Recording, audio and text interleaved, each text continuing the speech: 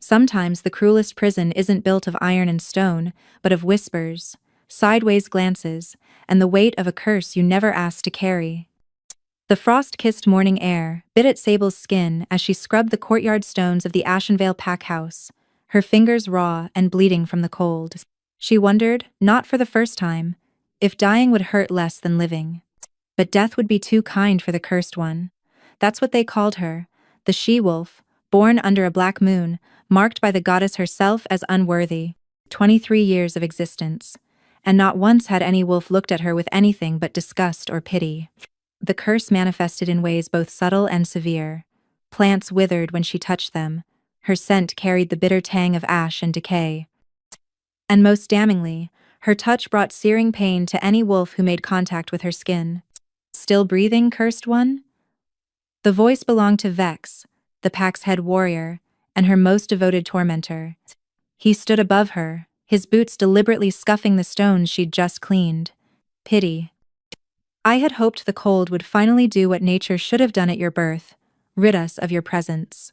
Sable kept her eyes down, a survival mechanism learned through years of brutal lessons.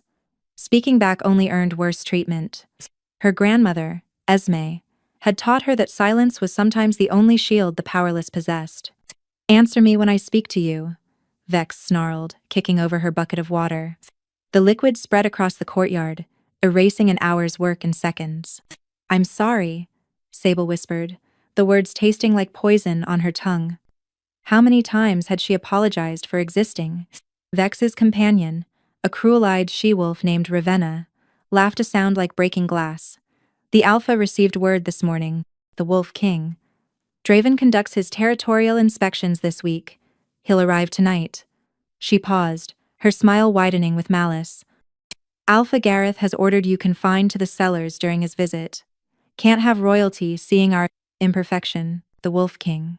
Sable had heard stories of Draven Nightborn, the wolf who'd unified 7 warring territories through sheer dominance, whose howl could shatter stone, who'd never taken a mate despite being of prime age.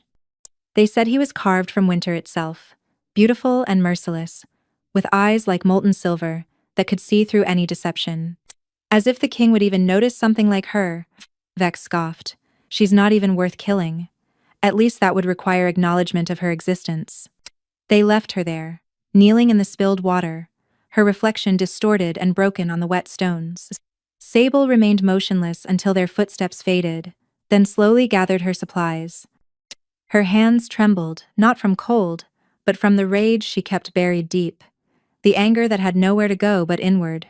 She didn't notice her grandmother watching from the shadows, ancient eyes filled with knowing and secrets that would shatter Sable's understanding of everything she believed about herself. Tonight, Esme whispered to the wind. Tonight, the howling begins. The Ashenvale pack house transformed throughout the day into something almost unrecognizable. Banners of deep crimson and obsidian. The Wolf King's colors hung from every surface. The Great Hall, usually reserved for monthly gatherings and challenges, gleamed with fresh polish and strategic lighting designed to impress. Sable watched the preparations from her usual hiding spot behind the kitchens, where the steam from cooking pots provided some warmth, and the chaos of meal preparation meant fewer people noticed her presence. Her younger half-sister, Lyric, danced through the space in a gown of midnight blue, her silver blonde hair cascading in perfect waves. Do you think he'll choose someone tonight? Lyric asked her mother, Luna Meredith, who preened beside her. They say the Wolf King has rejected every match proposed by the territorial councils. Perhaps he's waiting for true connection. Or perhaps he's simply too selective, Meredith replied, adjusting her daughter's necklace. Either way, you'll be presented with the other eligible females. The alliance between Ashenvale and the Nightborn territory would be advantageous. Neither woman acknowledged Sable's presence, though they stood mere feet away. To them, she was as invisible as furniture, as insignificant as dust. It was both a blessing and a constant wound. What about her? Most werewolf story began with Lyric's voice dropped to a whisper, but Sable's hearing, one of the few wolf traits that functioned properly despite her curse, caught every word. Will Father really hide her away? Would you want the Wolf King to see evidence of our pack's shame? Meredith's tone could have frozen fire. The cursed one stays in the cellars. That's final. Sable slipped away before they could notice her eavesdropping. She made her way through the servants' corridors, passages the pack's elite rarely used, toward the small room she shared with 3 other Omega females, who at least tolerated her existence.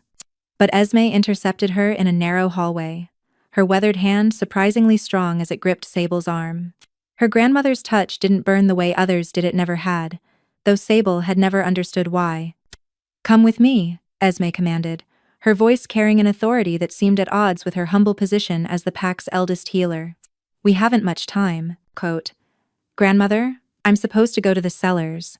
"You're supposed to fulfill your destiny," Esme interrupted, pulling her into a storage room cluttered with herbs and medicinal supplies. She thrust a bundle of cloth into Sable's hands. "Wear this tonight, not in the cellars, but in the Great Hall." Sable's eyes widened. "I can't," Alpha Gareth ordered. Alpha Gareth is a fool who wouldn't recognize divine intervention if the goddess herself descended to explain it. Esme's eyes, the still sharp despite her age, bore into Sable's. "Your mother sacrificed everything to hide you, to buy you time until the right moment." End quote. "That moment is tonight." "My mother died of fever when I was an infant," Sable said automatically, reciting the story she'd been told her entire life. "Your mother, Callista, died protecting a secret." Esme's voice softened. "You are not cursed, child. You are sealed. There is a vast difference." Before Sable could process this revelation, footsteps echoed in the corridor outside. Esme pressed a small vial into her palm. "Drink this an hour before the presentation. It will ease certain reactions. Now go. Quickly. Hide these items and trust me when I say that tonight everything you believe about yourself will be proven false." Sable fled, clutching the bundle and vial, her mind reeling. Sealed, not cursed? What did that even mean? And why would her grandmother risk both their lives by suggesting she defy the Alpha's direct order? In her shared room, she unwrapped the bundle carefully. Inside lay a gown of deepest gray, simple in design but crafted from fabric that seemed to absorb and reflect light simultaneously. It was beautiful in an understated way, nothing like the elaborate gowns the eligible females would wear, but somehow more striking for its simplicity. Hidden in the folds, she found a note in her grandmother's spidery handwriting. "Some seals can only be broken by recognition. Trust the howl." Outside, the sun began its descent toward the horizon. In a few hours, the Wolf King would arrive, and Sable faced an impossible choice: obey the Alpha who'd tormented her entire life, or trust the grandmother, whose eyes held secrets that might finally explain why she'd always felt like a stranger in her own skin. She clutched the vial, feeling its contents slosh gently. The liquid inside glowed faintly silver, like captured moonlight. What did she have to lose? Her life was already a living death. Perhaps it was time to risk everything for the possibility, however slim, that she might be something more than the cursed one. The great hall pulsed with nervous energy, as wolves from neighboring packs filled every available space. Sable pressed herself against the wall behind a decorative column, the gray gown making her blend with the shadows. She'd consumed her grandmother's potion an hour earlier, and the effect had been immediate. The constant burning sensation beneath her skin had cooled to a manageable warmth, and for the first time in her life, she felt almost normal. Almost. "All eligible females, form presentation lines." Beta Corwin's voice boomed across the hall. Dozens of she-wolves moved into formation, their expensive gowns rustling like leaves in wind. Lyric took position near the front, her practiced smile perfectly calibrated between demure and confident. Sable should leave. She should retreat to the cellars before Alpha Gareth noticed her defiance. But something kept her rooted in place, a pull she couldn't name, drawing her forward, despite every survival instinct screaming retreat. The massive oak doors swung open, and the temperature in the room plummeted. He entered like winter-given form, Draven Nightborn, Wolf King of the Seven Territories, taller than any wolf Sable had ever seen. He moved with lethal grace that made seasoned warriors look clumsy in comparison. His hair was black as a starless night, his features carved with brutal precision. But it was his eyes that stopped her breath, silver as mercury, ancient and burning with an intensity that seemed to strip away pretense and see straight through to the soul. Those eyes swept across the assembled wolves with dismissive efficiency, cataloging and rejecting in the same glance. Alphas bowed, betas dropped their gazes. Even the proudest warriors felt the weight of dominance that rolled off him like physical pressure. Sable felt it too, that crushing authority that demanded submission. But beneath it, something else stirred. Her wolf, dormant and silent for 23 years, suddenly surged against whatever seal held it captive. The sensation was so violent she gasped, drawing unwanted attention. Draven's head snapped toward her position with predatory precision. His gaze locked onto her hiding spot behind the column, and the world contracted to that single point of connection. Everything stopped. The Wolf King's nostrils flared. His entire body went rigid, silver eyes flaring with something that looked impossibly like shock. The air between them seemed to crackle with energy. Sable couldn't comprehend but felt in every nerve ending.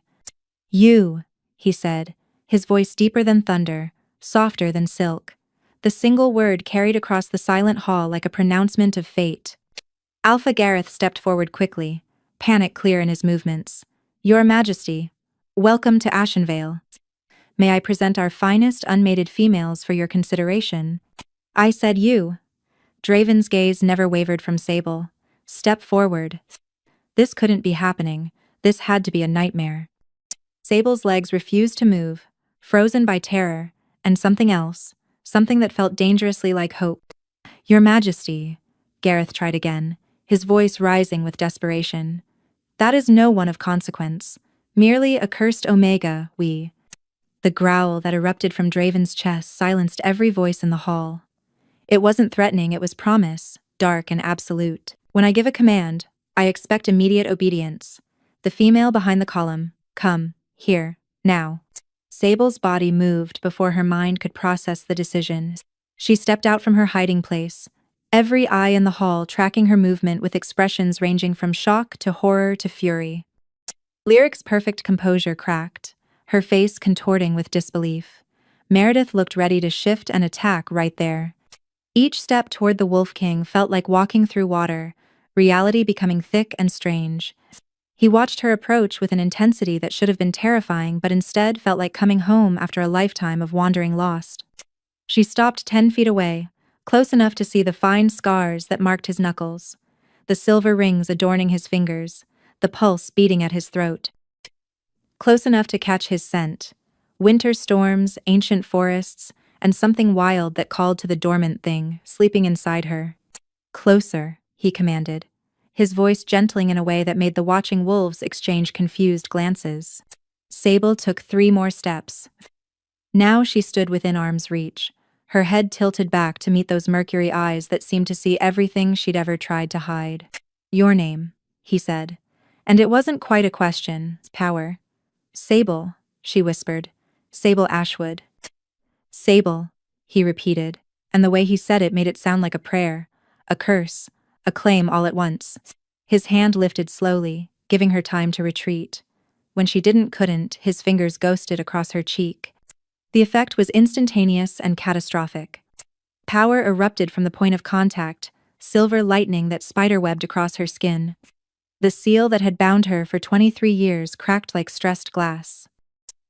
Sable screamed not in pain, but in release, as something vast and ancient unfurled inside her consciousness. Draven jerked back, his eyes wide with something that looked like recognition and reverence. "Impossible," he breathed. What's happening?" Sable gasped, her body trembling as power surged through channels that had been closed her entire life. Her hands blazed with silver light that didn't burn but illuminated. The scent of ash and decay that had clung to her evaporated, replaced by something clean and electric, like lightning-struck rain. "You're silvered," Draven said, his voice carrying across the deathly silent hall. "Ancient bloodline. Born once every 1,000 years under specific celestial alignments." He turned to face the assembled pack, his expression shifting from wonder to cold fury. "Potters. And you called her cursed?" The private chamber Alpha Gareth hastily provided for the Wolf King's use was the finest. The pack house offered all rich woods and carefully chosen furnishings meant to impress. visiting dignitaries. None of it registered for Sable, whose entire world had narrowed to the impossible reality unfolding around her. Draven had dismissed everyone with a finality that brooked no argument, even sending away his own guards. Now they stood alone, the door closed against curious ears, and Sable felt the full weight of his attention settle on her like a physical thing. "Sit," he said, gesturing to a chair. "Plast." When she hesitated, his expression softened infinitesimally. "Please, you're shaking." She was. The adrenaline that had carried her through the last hour was crashing, leaving her legs weak and her mind spinning.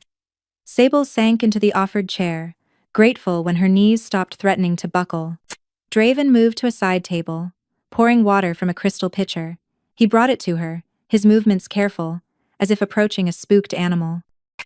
"Drink. The seal breaking is traumatic for the body, even when done gradually. Yours shattered all at once." Sable accepted the glass with trembling hands, noting absently that his touch no longer burned. Instead, his fingers against hers felt right.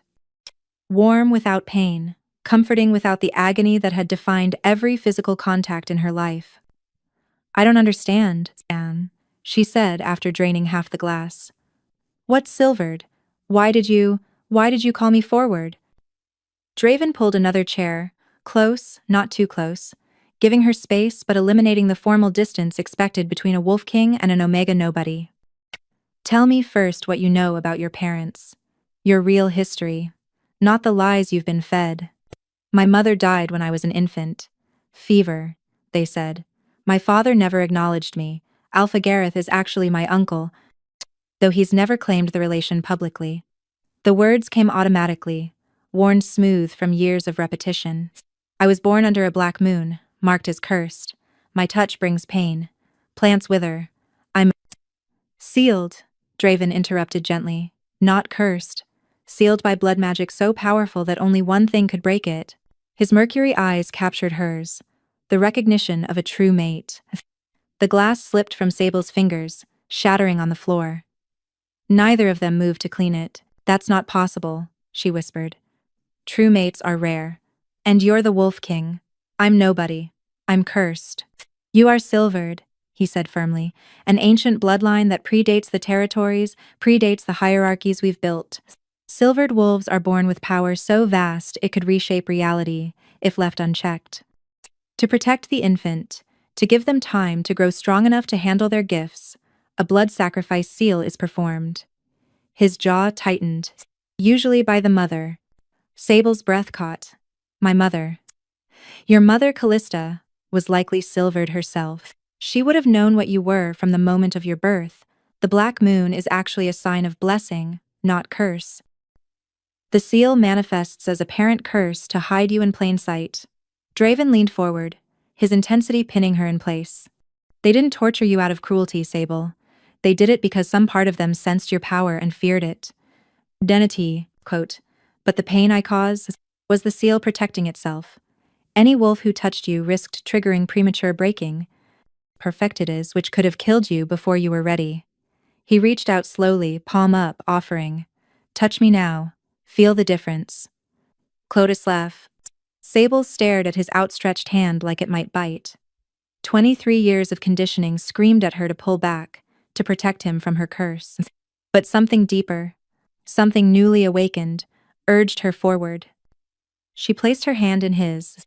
Warmth flooded up her arm, but not the searing agony she'd known her entire life. This was different, a connection that felt like coming home, like finding a missing piece of herself she hadn't known was absent. Power hummed between them, silver light dancing across their joined hands.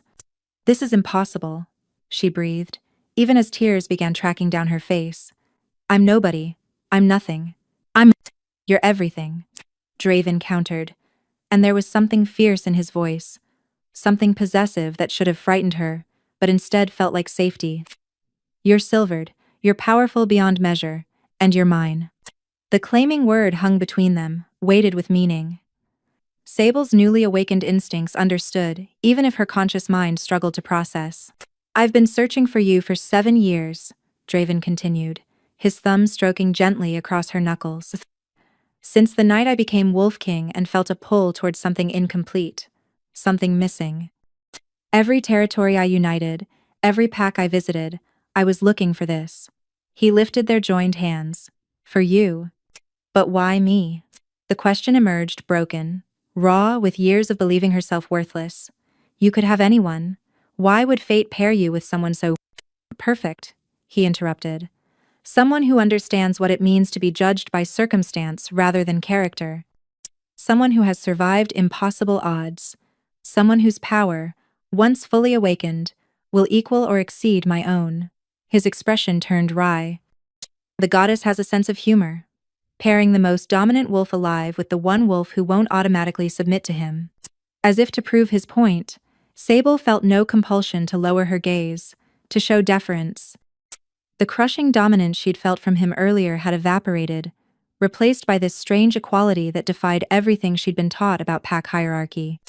What happens now? She asked, her voice steadier than she felt. Now, Draven said, his expression hardening as he thought of the wolves beyond this door. Now we deal with the pack that abused my mate for 23 years. And then his eyes blaze silver fire. Then we discover exactly what a silvered wolf can do when given the freedom to be what she was always meant to be.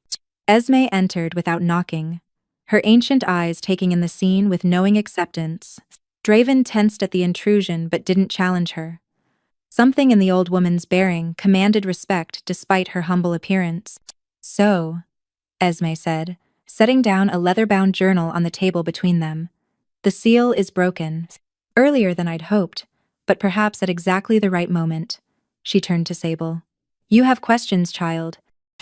I have answers that should have been given years ago. Sable's hand unconsciously tightened around Draven's, drawing strength from the contact. You knew. This whole time, you knew what I was.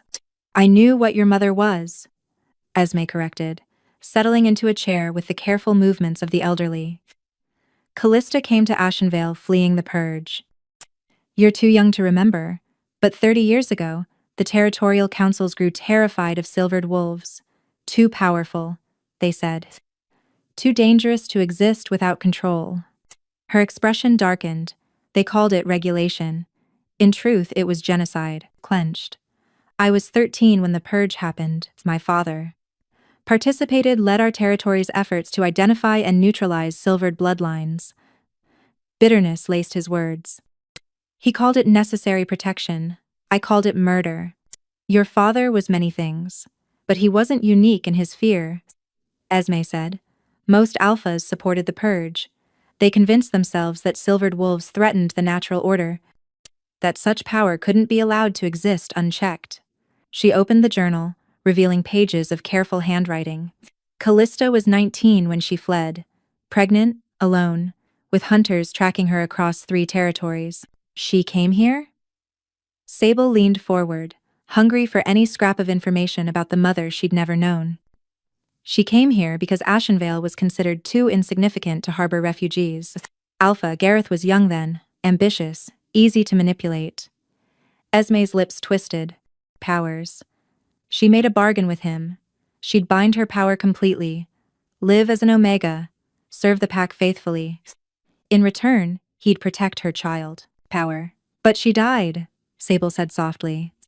The seal she placed on you required constant reinforcement, Esme explained. Every week, she'd perform a small blood ritual, feeding her own life force into the binding to keep it strong. She knew it was killing her. She accepted that cost willingly. The old woman's eyes glistened. Promise. She made me promise to watch over you, to ensure the seal held until her true mate found her. Draven finished, understanding dawning in his expression. Callista must have been a seer as well. She knew I would come. Esme nodded. 3 days before she died, she told me about him, the silver-eyed king who would unite the territories and recognize the treasure hidden in plain sight. She looked at Draven with something like approval. She said he would be worthy of her daughter's power. I prayed she was right. Pain I caused others, Sable said, the pieces finally fitting together in her mind. That was the seal defending itself? Partially, Esme confirmed, but also testing. The seal was designed to cause pain to anyone whose touch might threaten premature breaking, essentially anyone with significant power or ill intent. I could touch you because my intent was protection. Children could touch you because they posed no threat. Sable remembered the few moments of kindness in her life, the young pups who would sometimes approach her without fear, the elderly Omega who'd once held her hand without flinching. Not because they were special, but because the seal recognized safety in their innocence. What about the withering plants? She asked. The scent of decay? Down. Manifestations of sealed power trying to escape, Draven said, his analytical mind already working through the implications. Silvered wolves are connected to life force itself, Compling.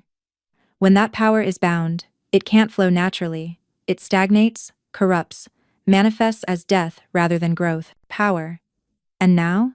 Sable looked down at her hands, still glowing faintly with silver light. What am I supposed to do with this power? And whatever you choose, Esme said firmly. That's the point of the seal. It buys time for the silvered wolf to mature, power, to develop their own moral compass before accessing world-shaking power. She fixed Sable with a stern look. Your mother gave her life to grant you that choice. Don't waste it. A sharp knock at the door interrupted them. Your Majesty, Beta Corwin's voice carried through the wood. Alpha Gareth requests an audience. He says it's urgent. Draven's expression went cold. Tell Alpha Gareth he may request all he wishes. I'll grant him audience when I'm ready, which will be after I've decided whether his treatment of my mate warrants his continued existence. Silence followed this pronouncement. Then, more hesitantly, Understood, Your Majesty. After the footsteps retreated, Draven turned back to Sable. You're not ready for public confrontation yet. The power is too new, too unstable. We need time for you to learn control. We don't have time, Esme interjected, her voice taking on the distant quality of prophecy. The breaking of her seal sent out a signal, like a beacon to those who can sense such things. Every silvered hunter who survived the purge will know she's awakened, and they will come. Let them, Draven growled, his protective instincts flaring. They'll find the Wolf King between them and their prey. You can't fight them all, Esme warned. The hunters were chosen specifically for their ability to kill silvered wolves. They know our weaknesses. Then what do you suggest? Sable asked, fear clawing at her newfound hope. Was she simply trading one nightmare for another? Esme's ancient eyes sparkled with something that might have been mischief. I suggest we give them exactly what they expect. A newly awakened silvered wolf, confused and frightened, easy prey. She smiled, showing teeth. And then we show them what happens when you underestimate a wolf who's survived 23 years of hell and emerged stronger for it. Draven looked between the two women, then slowly smiled, an expression of savage anticipation. I think I'm going to enjoy watching you work together. First, Esme said, pulling several more items from her seemingly bottomless pockets. We need to teach Sable the basics. She has days at most before the hunters arrive, maybe hours. Then we'd better start immediately, Sable said, surprised by the steel in her own voice. She'd spent her entire life running, hiding, accepting abuse. That ended now. Whatever power she possessed, whatever destiny her mother had died to protect, she would claim it. She would never be helpless again. The training began in the depths of night, in a clearing deep in Ashenvale territory where Esme promised they wouldn't be observed.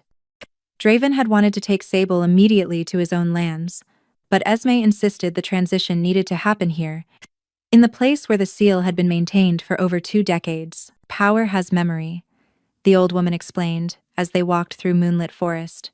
This land knows you. It will be easier to access your gifts here than in unfamiliar territory. Sable felt the truth of it. The earth beneath her feet hummed with welcome rather than rejection. Trees that had withered at her approach. Her entire life now seemed to lean toward her, their branches rustling in a wind she couldn't feel. What you're about to experience will be overwhelming, Draven warned, his hand steady at her back as they entered the clearing. Your wolf has been caged for 23 years. When you finally shift, it will be intense. Will it hurt? Sable asked. Remembering stories of first shifts, the agony of bones breaking and reforming, the disorientation, of suddenly experiencing the world through enhanced senses. Yes, he said honestly. But not the way you think. The pain won't be physical. It will be emotional, feeling everything you've suppressed, all the rage and grief and longing you've buried to survive. It will. Esme began drawing symbols in the dirt around the clearing's perimeter, muttering words in a language Sable didn't recognize. These wards will contain the power surge when you shift. Without them, every wolf in 3 territories will feel it. And that would be bad because we want the hunters to underestimate you, Draven reminded her. Let them think you're a confused, newly awakened, silvered, fumbling with unfamiliar power. They'll expect an easy kill. His smile turned predatory. We'll educate them otherwise. Sable moved to the center of the clearing, her heart hammering against her ribs. 23 years of being told. Her wolf was broken, malformed, wrong. 23 years of believing she was fundamentally flawed. What if I can't? The fear escaped before she could cage it. What if the seal damaged something permanently? Esme finished her warding and straightened. The only thing damaged was their perception of you. Your wolf is whole, powerful, and very, very angry at being caged. Trust it. Close your eyes, Draven instructed. Feel for the place inside you where your wolf lives. It's probably raging right now, demanding freedom. Sable obeyed, turning her attention inward. At first, she felt nothing, just the familiar emptiness that had defined her existence. Then, gradually, she became aware of something vast and furious, pushing against invisible barriers. Her wolf wasn't small or weak or broken. It was massive, ancient, and absolutely done with being suppressed. Draven's voice seemed to come from far away. Now stop fighting it. Stop protecting everyone else from yourself. Let it free. The suggestion terrified her. Every instinct screamed that releasing her wolf meant hurting people, destroying things, becoming the monster they'd always said she was. Sable. Esme's voice cut through the panic. Your mother's last words to me were these. Tell her she's not the curse, she's the cure. Trust that. Something inside her cracked, not the seal, but her own internal resistance. Years of self-hatred, of believing herself toxic, of accepting blame for circumstances beyond her control. All of it shattered, like stressed glass. The shift hit her like a tidal wave. Pain exploded through every nerve ending, but Draven had been right, it wasn't physical. It was the agony of feeling everything at once. The loneliness of childhood, the humiliation of endless abuse, the bone-deep exhaustion of living without hope. Every tear she'd never shed, every scream she'd swallowed, every moment of wondering if dying would hurt less than living. She felt all of it. And then, finally, she felt rage. Power erupted from her transforming body in visible waves. Silver light blazed from her skin, so bright that Draven and Esme had to shield their eyes. The wards. Esme had drawn Blaze to life, containing the energy surge, but barely. The symbols crackled with strain. Sable's body reshaped itself, bones lengthening and reforming, but there was no agony in the physical transformation. That part felt natural, right? Like finally stretching after being cramped in a too small space for decades. When the light faded, and she opened eyes that now saw in spectrums she'd never imagined, Sable understood why they'd called silvered wolves dangerous. Her wolf form was enormous, larger than any alpha she'd ever seen, including Draven. Her fur wasn't merely silver. It was luminescent, seeming to generate its own light. Each strand appeared crystalline, as if carved from frozen starlight. Her paws left prints that glowed with residual power, and when she moved, reality itself seemed to bend slightly around her. She was beautiful. She was terrifying. She was everything they'd feared she might become. Magnificent, Draven breathed. And when Sable turned to look at him, she saw his own wolf pushing forward in his eyes, not challenging, but acknowledging, recognizing an equal. Asterisk. Can you hear me? Asterisk. His voice resonated in her mind through the mate bond, and Sable's newly awakened wolf understood instinctively how to respond. Asterisk, I can hear everything. Asterisk, she replied, and it was true. The forest hummed with life she'd never perceived, each heartbeat, each breath, each whisper of wind through leaves. She could hear conversations happening miles away in the pack house, could sense the locations of every wolf in the territory, could feel the very heartbeat of the earth itself. Asterisk. How do you feel? Draven asked. Sable considered the question. She felt powerful. She felt free. But most of all, I feel angry. She admitted. 23 years of my life, stolen because they were afraid.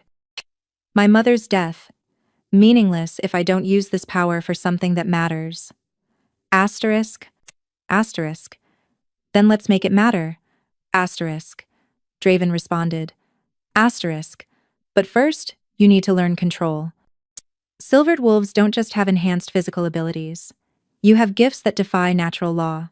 Esme approached carefully. No fear in her ancient eyes. Try to shift back. It should be easier now. Your body remembers both forms.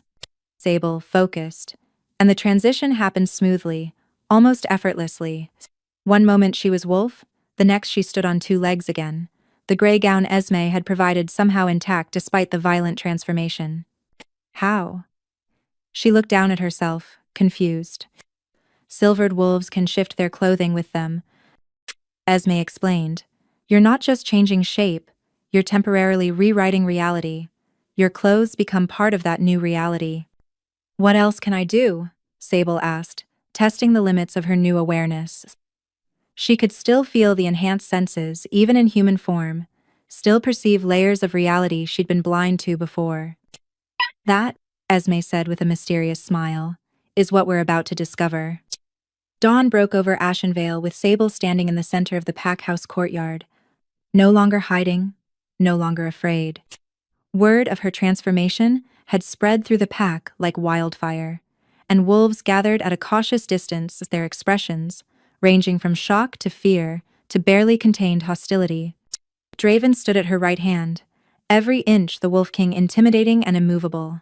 Esme flanked her left, having shed her elderly healer persona for something more commanding.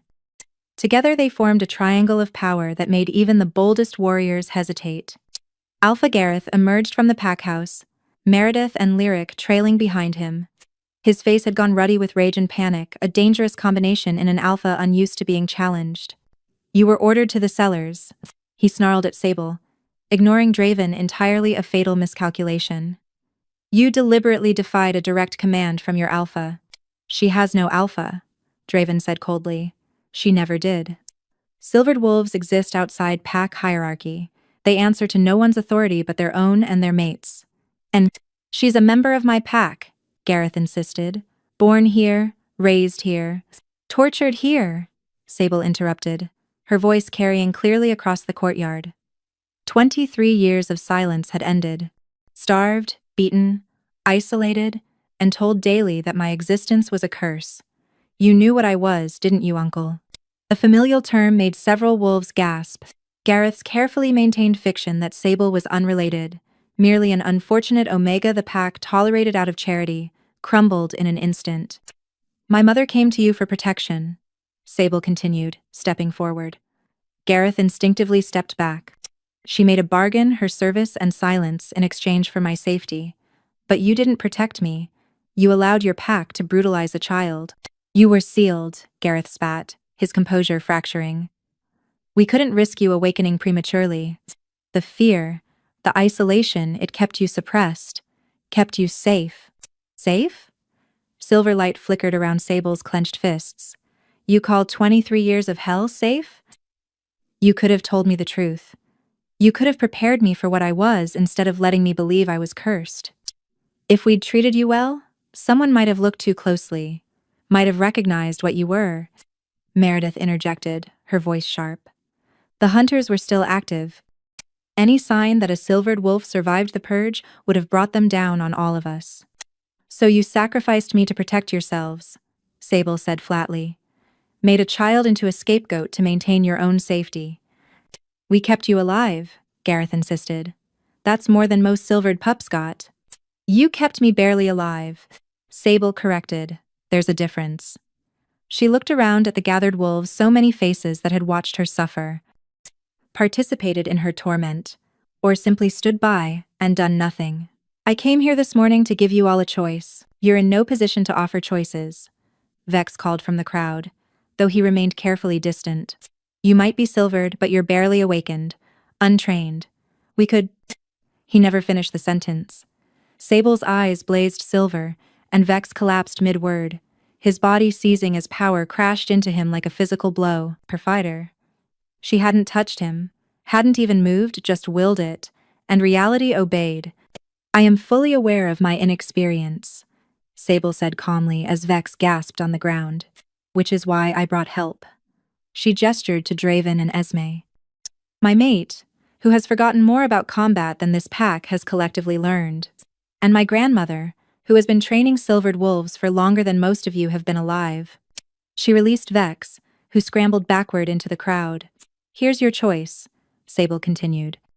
Those who participated in my abuse, who actively tormented me, rather than simply ignoring me, you have 1 hour to leave Ashenvale territory, voluntarily, permanently. Thanks which, they see Omaras. You can't exile pack members, Gareth protested. Only an alpha can. I'm not exiling them, Sable said softly. I'm offering them a head start before I hunt them down and demonstrate exactly what a silvered wolf does to those who mistake mercy for weakness. The threat hung in the air, all the more terrifying for being delivered in a calm, conversational tone. The rest of you? Sable's gaze swept across the gathered wolves, those who were simply bystanders, who said nothing but did no direct harm. You may stay. But understand that Ashenvale is no longer what it was. The hierarchies that allowed my suffering will be dismantled. The traditions that excuse cruelty as pack discipline will end. This is insanity, Meredith hissed. You can't just walk in here and demand we restructure our entire— I'm not demanding anything, Sable interrupted. I'm informing you of reality. Alpha Gareth's authority ends today. Either he steps down voluntarily, or I challenge him for pack leadership. His choice. Gareth's face purpled further.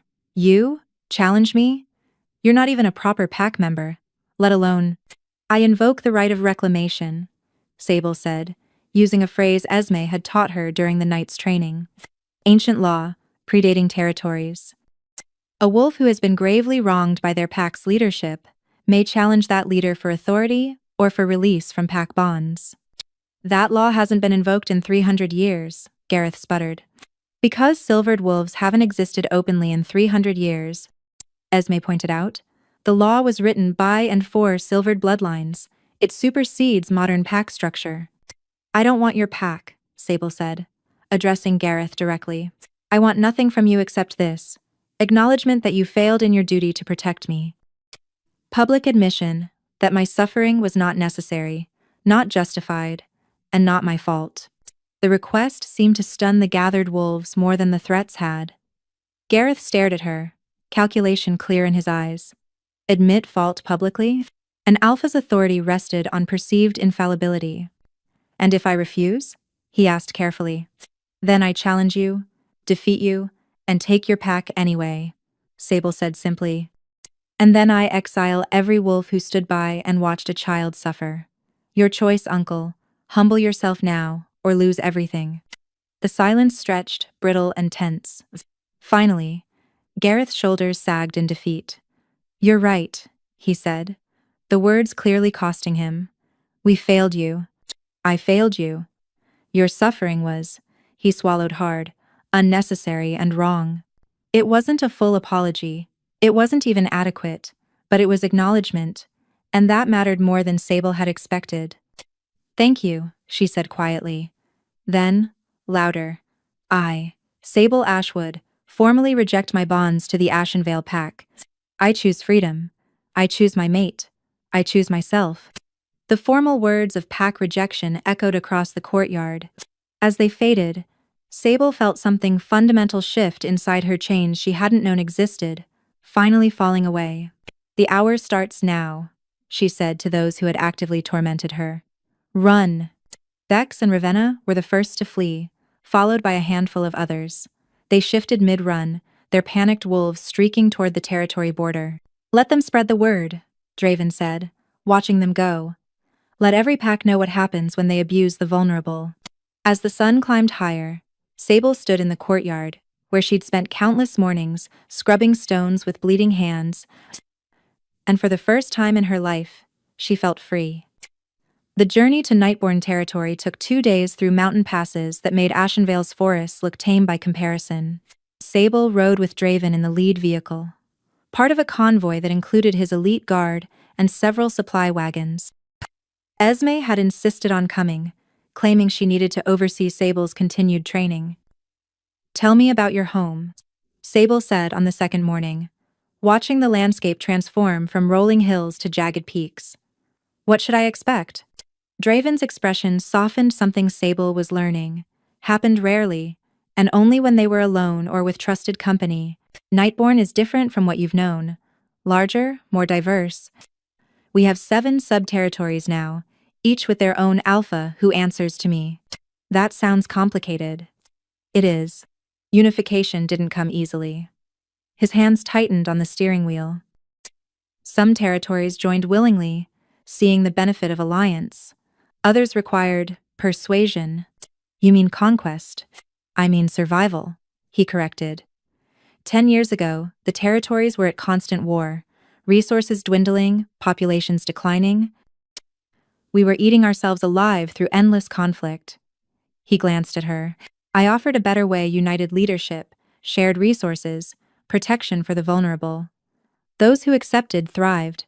Those who refused, what happened to them? Their alphas were given a choice: join us or be replaced by someone who would." His tone carried no apology. "I make no claims to being gentle, Sable. I've done what was necessary to protect my people." "I'm not judging you," she said quietly. "I just want to understand the world I'm entering." His expression gentled. "You're not entering my world. You're becoming an equal part of it. As my mate, you'll have authority that rivals my own, especially once word spreads that you're silvered." "About that," Sable shifted uncomfortably. "Won't your pack be concerned about you mating someone so new to all this? I barely know how to be a wolf, let alone whatever a silvered wolf is supposed to be." "They'll be thrilled," Draven said confidently. "I've been refusing matches for 7 years. My council was beginning to worry I'd never produce an heir. Your arrival solves multiple problems." "Oh, good," Sable said dryly. "I'm a problem solver." He laughed, a genuine sound that transformed his usually severe features. "You're more than that. But yes, politically speaking, your existence is advantageous." He turned serious. "More importantly, silvered wolves are legendary. Most of my pack members have only heard stories. They'll be awed. Or terrified. Both." Esme interjected from the back seat, having been quiet until now. "Silvered wolves inspire strong reactions. Get used to it." As they crested a final ridge, Nightborn territory revealed itself in the valley below. Sable's breath caught. Prive, where Ashenvale had been modest and rustic, Nightborn was a city. Crystalline towers, rising from volcanic rock, structures that seemed to grow organically from the mountain itself. Waterfalls cascaded between levels, their mist creating permanent rainbows. The entire place hummed with energy she could feel even from a distance. "Koss. It's beautiful," she breathed. "It's home," Draven said simply.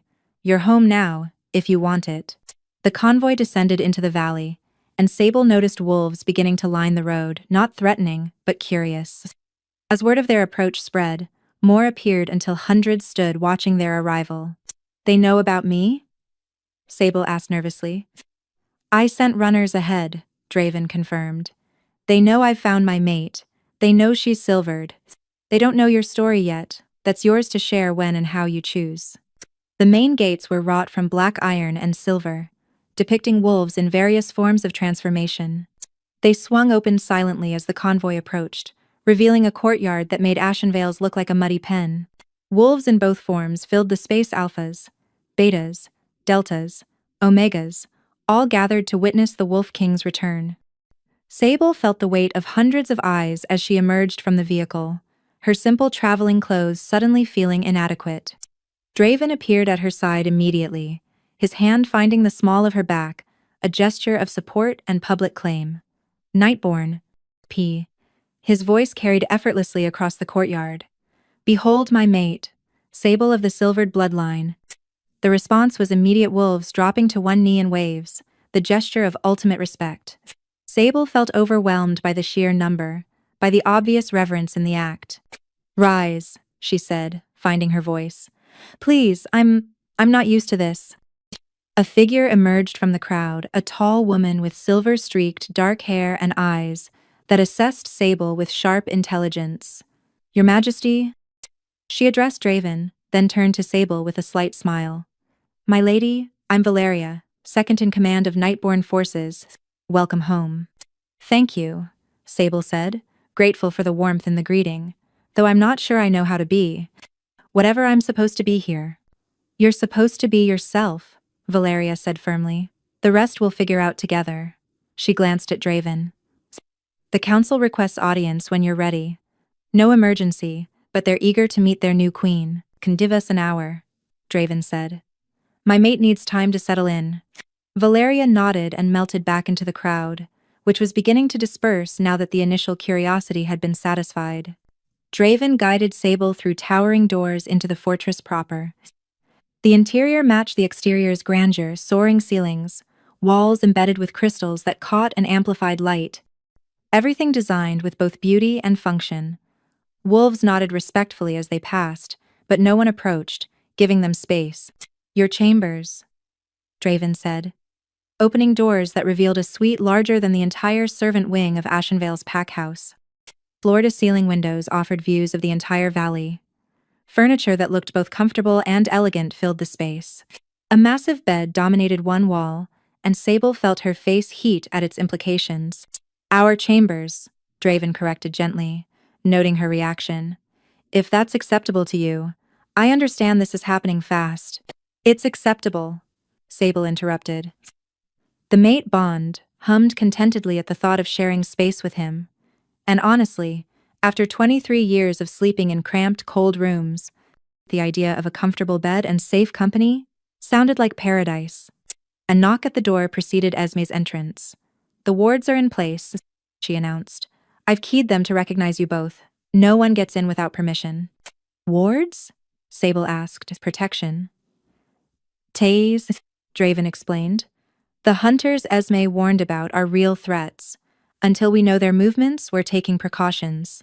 Speaking of which, Esme said, settling into a chair with the ease of someone who'd known Draven long enough to be informal. We need to accelerate Sable's training. She's powerful but untrained. That combination is dangerous for everyone, including her. I thought I did well in the courtyard at Ashenvale, Sable protested. You did, Esme agreed. But you were operating on instinct and emotion. Real control requires understanding the theory behind your gifts, practicing until they become second nature. How long will that take? Normally? Years, Esme said bluntly. We have weeks at best before the hunters locate us, so we'll use shortcuts, dangerous ones, but necessary. Siomaris, Esme said bluntly. Esme said bluntly, but in face of the 10 for lettuces, and in face of the 10 for maces. What kind of shortcuts? Draven asked, his protective instincts clearly triggered. Accelerated integration, Esme said, forcing Sable to access her full power repeatedly until her body and mind adapt. It's agonizing, risky, and occasionally fatal. No, Draven said flatly. Yes, Sable countered, surprising them both. If the alternative is being hunted as easy prey, then yes. I didn't survive 23 years of hell just to die now because I was too afraid of pain. Draven looked ready to argue, but something in her expression stopped him. Finally, he nodded reluctantly. But I'm present for every session. If it becomes too dangerous, I'll be too dead to care about your objections, Sable said with dark humor. But I appreciate the concern. That night, as Sable stood at the windows overlooking her new home, Draven joined her. Are you all right? He asked softly. I don't know, she admitted. Everything's happening so fast. 2 days ago, I was scrubbing floors and accepting abuse as normal. Now I'm supposedly a queen of a territory I've never seen, mated to a wolf I barely know, preparing to fight enemies I don't understand. We can slow down, Draven offered. The mating bond doesn't require immediate completion. We can take time. That's not what I meant, Sable interrupted. I'm not afraid of you, or of this. She gestured between them. The mate bond feels right in a way nothing else in my life ever has. It's everything else that's overwhelming. Then we face everything else together, he said simply, pulling her into an embrace that felt like coming home. Whatever comes next, you're not alone anymore. For the first time in her life, Sable believed it. The Nightborn Council chamber was circular, designed so no seat held prominence over another, a detail Sable appreciated as she entered beside Draven. 7 alphas, each representing a sub-territory, occupied elegant chairs arranged in a perfect circle. An 8th chair sat empty, clearly meant for Draven, and a 9th equally prominent had been added for her. Bold, Esme murmured appreciatively. He's declaring your equal status before you've even spoken to them. Sable took her seat, spine straight, channeling every ounce of composure she could muster. These weren't simple packwolves, they were alphas who'd submitted to Draven through force or politics. And they were now evaluating whether his mate warranted similar respect. Esteemed council, Draven began, his formal tone a far cry from the gentleness he showed Sable in private. Kind. I present my mate, Sable, silvered bloodline, last of her kind. The alphas studied her with varying degrees of curiosity and skepticism. The oldest among them, a gray-haired man named Casimir, leaned forward.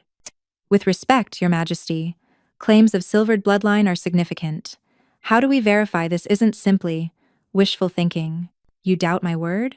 Draven's voice went dangerously soft. I question unusual circumstances, Casimir countered diplomatically. The silvered were exterminated, thoroughly. For one to suddenly appear, conveniently as your mate, after years of unsuccessful searches. I'll demonstrate, Sable interrupted, surprising everyone including herself. She stood, moving to the chamber's center. What would you accept as proof? Silvered wolves possess reality-warping abilities. A female alpha named Thora said thoughtfully. Perhaps you could show us something impossible. Define impossible, Sable said, her newly awakened instincts already reaching for the power thrumming beneath her skin. Make it rain, another alpha suggested mockingly. Indoors, without water sources. Sable closed her eyes, feeling for the moisture in the air, the underlying patterns of reality that her silvered nature could now perceive and manipulate. It was like pulling threads in a tapestry. If you knew which ones to tug, you could reshape the entire pattern. She pulled. Rain began falling from the ceiling, impossible. Physics-defying rain that appeared from nothing and splashed against the stone floor. The droplets were real, soaking the alphas who scrambled back in shock. Sable held it for 30 seconds, then released her hold, and the rain stopped instantly. Is that sufficient proof? She asked mildly, returning to her seat without acknowledging the impressed murmurs. Impressive, Casimir admitted. But party tricks aside, what do you actually bring to Nightborn, besides your bloodline? The blunt question could have been insulting, but Sable appreciated the directness. Honestly, I don't know yet. I've been awakened for 3 days. I barely understand my own abilities, let alone how to apply them governmentally. Her candor seemed to surprise them. At least you're honest, Thora said. Many would have invented credentials. I'm not interested in pretending, Sable replied. I grew up being told I was worthless. I've spent my entire life believing I had nothing to offer. Discovering I'm silvered doesn't magically grant me political acumen or leadership experience.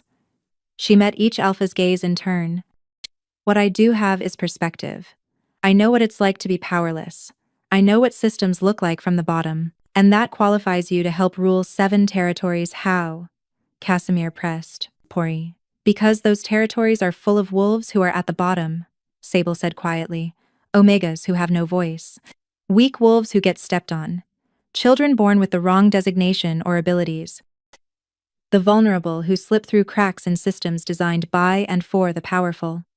Her voice strengthened. I can see those cracks. I can identify the places where your governance fails the weakest members. And I can push for change. Change isn't always welcome, Thora observed. No, Sable agreed. But it's often necessary. She leaned forward. I'm not asking you to blindly accept me. I'm asking for a chance to prove I'm more than a bloodline and a mate bond. Give me real problems. Let me work alongside your advisors. Judge me by results, not credentials I haven't earned. The alphas exchanged glances, conducting silent conversations through minute expressions. Your Majesty, Casimir addressed Draven. You've been uncharacteristically quiet.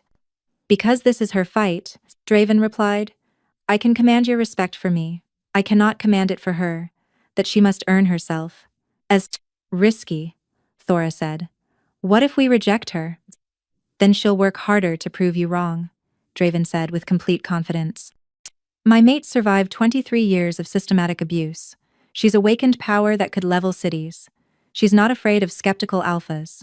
Actually, I'm terrified, Sable interjected honestly. But I've learned that fear just means something matters. And this, she gestured around the chamber. This matters, Casimir's stern expression, cracked into something resembling approval. Very well. A test then. We have a situation that requires delicate handling. The Riverside territory has been harboring rogues against explicit orders. They claim sanctuary rights, we claim security risk. It's been deadlocked for weeks. Complex. You want me to resolve a complex territorial dispute? Sable asked incredulously. I've been here for 3 hours. We want to see how you think, Thora clarified. Not necessarily solve it, but approach it. Show us your problem-solving process. Sable considered the scenario. May I ask questions? Of course. Why are they harboring rogues? What drove these wolves rogue in the first place, Pata? Various reasons, Casimir said. Some were exiled from their packs for crimes. Others fled bad situations.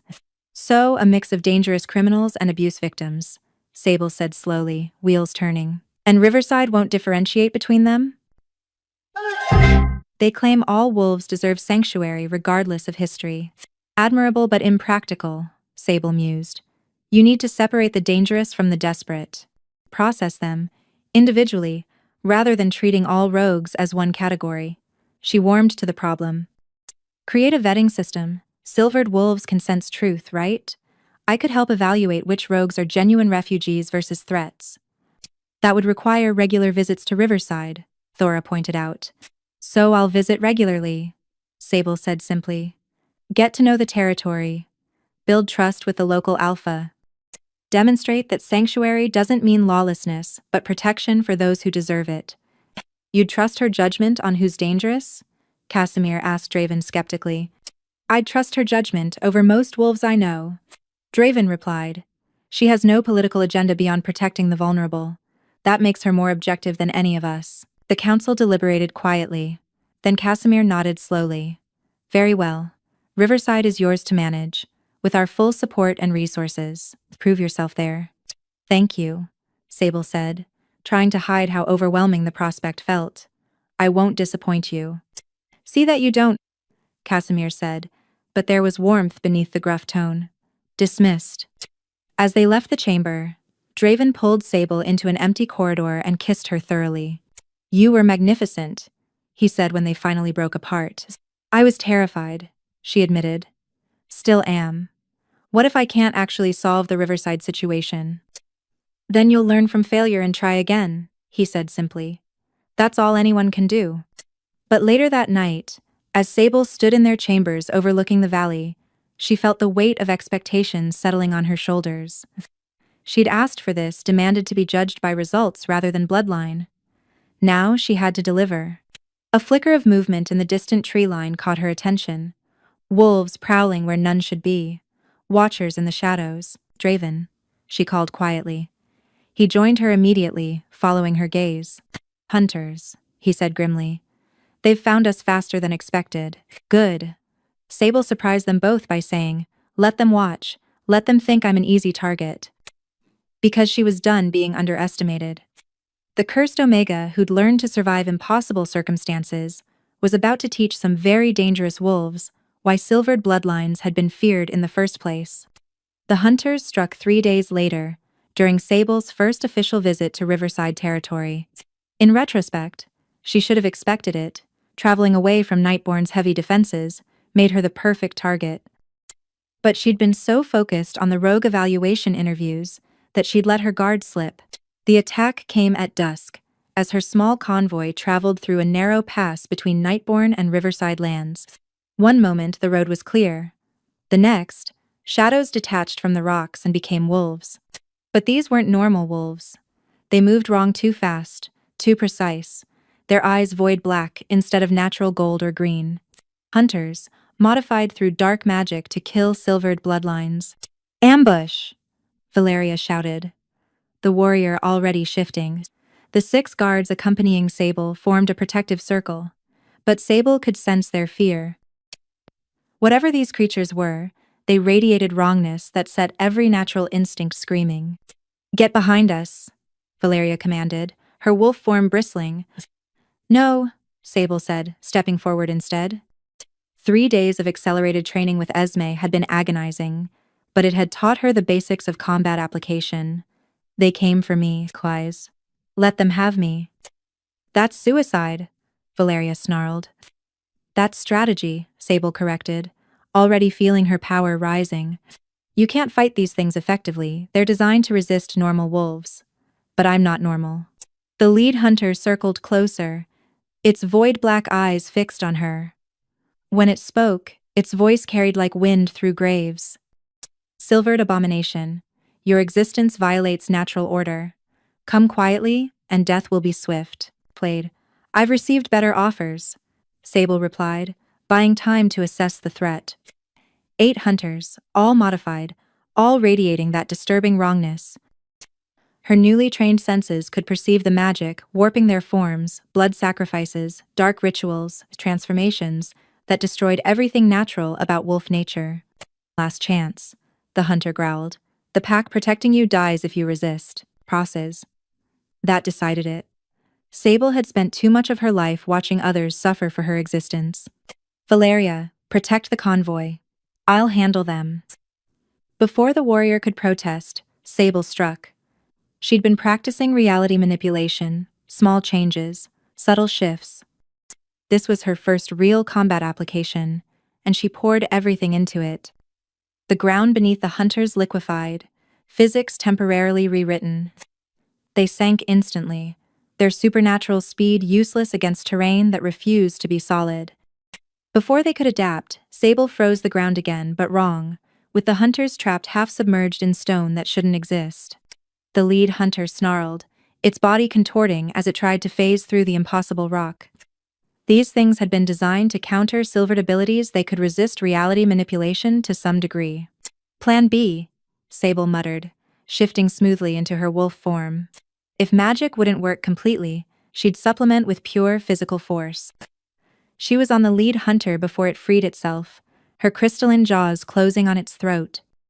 The taste was wrong corruption and dark magic instead of blood and flesh. But her silvered nature acted like purifying fire, burning away the unnatural modifications. The hunter screamed a sound no natural wolf could make and dissolved into ash. 7 remaining. They'd freed themselves now, circling with new wariness. They'd expected an untrained silvered, clumsy with new power. Instead, they faced a wolf who'd learned to fight dirty through years of survival. She's protected by the Wolf King, one hunter said. Kill her, and we provoke full territorial war. The council approved this hunt, another argued. Silvered wolves are too dangerous to exist, prove it. Then come prove it, Sable challenged, her mental voice carrying to all of them. I'm right here. They came as one, coordinated assault from all directions. But Sable had spent 3 days training specifically for this. Esme had predicted the hunters' tactics based on ancient records. She knew they'd attack simultaneously, knew they'd target joints and arteries, knew they'd try to overwhelm through numbers. She met them with fury that had been building for 23 years. Every wolf who'd hurt her, every moment of powerlessness, every second of believing herself worthless, all of it channeled into pure destructive force. Silver fire erupted from her body.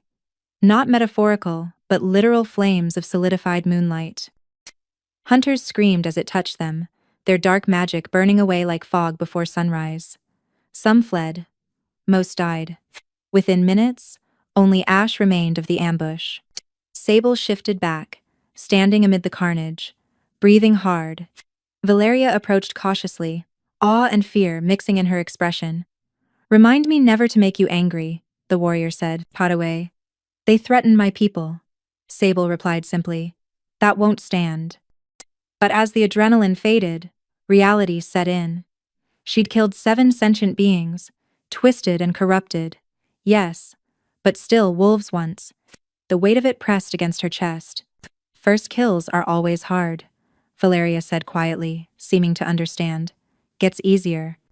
I don't want it to get easier, Sable admitted. The day killing becomes easy is the day I've lost something important. They continued to Riverside, but the mood had shifted. Word of the ambush spread fast, and by the time they arrived, the local alpha, a grizzled wolf named Frost, greeted them with new respect and concern. Hunters in the borderlands, Frost said grimly. We found their camp a mile from where they attacked. Signs indicate at least 20 more. They're organized, Valeria observed. This wasn't random. No, a new voice agreed. Esme emerged from Frost's pack house, having traveled ahead. This was the vanguard, testing her capabilities, measuring her threat level. And now? Sable asked. Now they know you're dangerous, Esme said. Which means the next attack won't be 8 hunters. It'll be all of them, every surviving hunter from the Purge, united against a common threat. How many are we talking about? Valeria demanded. In the Purge, the councils created 50 hunters, Esme said quietly. Volunteers who underwent dark rituals to become specialized killers. We just saw 8. That leaves 42, Sable finished. The number hanging heavy in the air. 42 hunters, each designed specifically to kill silvered wolves, Frost said, against one newly awakened female who's had 3 days of training. Against one newly awakened female who's mated to the Wolf King and commands the loyalty of 7 territories. Valeria corrected. They want war? We'll give them war. But Esme shook her head. Direct confrontation plays to their strengths. They're expecting armies, traditional combat. We need to be smarter. What do you suggest? Sable asked, trusting her grandmother's experience. We set a trap, Esme said, her ancient eyes gleaming with strategic calculation. Let them think you're isolated, vulnerable. Draw them to ground of our choosing. And then, she smiled, showing teeth. Then we show them what happens when you hunt something that refuses to be prey. That night, Sable sent word to Draven through the mate bond, a connection that had grown stronger each day. She felt his immediate concern, his instinct to come to her, to protect her. Asterisk, I'm safe. Asterisk, she assured him. Asterisk, but we need to talk. The hunters are coming. Asterisk, asterisk. Then we kill them all. Asterisk, his mental voice promised darkness and death. Asterisk. No. Asterisk, Sable replied. Asterisk. We do something better. We cure them. Asterisk. The idea had come to her during the fight, when her touch had purified the corrupted hunter before killing it. What if that purification could be controlled, directed? What if she could burn away the dark magic without destroying the wolf beneath? Asterisk. That's dangerous, asterisk. Draven sent back, his concern palpable through their bond. Asterisk. And compassionate, in a way they don't deserve. Asterisk. Asterisk. Maybe not. Asterisk. Sable agreed. Asterisk. But they were volunteers, right? Wolves convinced that silvered bloodlines were existential threats. They underwent those rituals believing they were protecting everyone. That makes them victims too, in a way. Asterisk. Asterisk. Victims who just tried to kill you. Asterisk. Asterisk, yes. And I'm still standing. Asterisk. She could feel his reluctant admiration through the bond. Asterisk. Come to Riverside. Bring the council. We're going to need everyone for this. Asterisk. Asterisk. On my way. And Sable? Asterisk. Asterisk. Yes? Asterisk. Asterisk, asterisk, I'm proud of you. Even when you make me want to lock you in the safest tower in Nightborn and never let you face danger again. Asterisk. Asterisk. That sounds incredibly boring. Asterisk, she replied, and felt his mental laugh echo through their connection. 2 days later, the pieces were in place. Word had been carefully leaked through channels the hunters were known to monitor. The Silvered Wolf would be conducting rogue evaluations in Riverside's main square, relatively exposed, with minimal guard presence. an irresistible target. They'll know it's a trap, Thora said during the final planning session. All 7 territorial alphas had gathered, along with Draven, Esme, and Valeria. They're not stupid. They'll know and come anyway, Esme corrected, because they're desperate.